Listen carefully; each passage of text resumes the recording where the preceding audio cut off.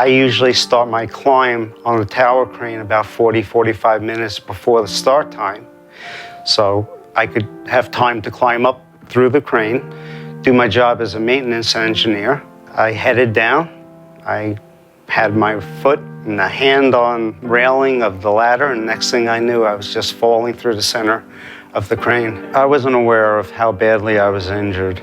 My job as a maintenance man, doing the work on the crane, was just harder and harder to do. I was asking for help.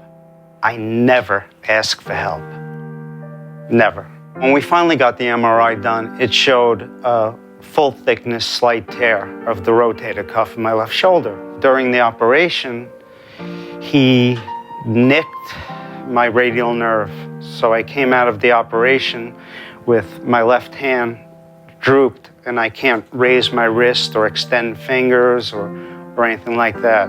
All I wanted to do was get fixed and go back to work. I can't. I realized that I was never going back to do what I was going to do. I was never going to have the earning potential.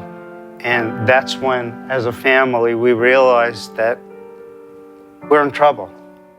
From what I saw from the very beginning, it slowly started tearing our family apart.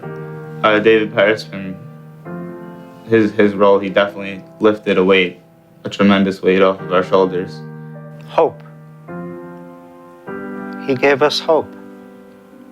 We both decided that I needed to see a lawyer. I definitely never met anybody like David, and that's in a good sense. You'd be nervous, and then by the time you left the room, you felt like $1 million.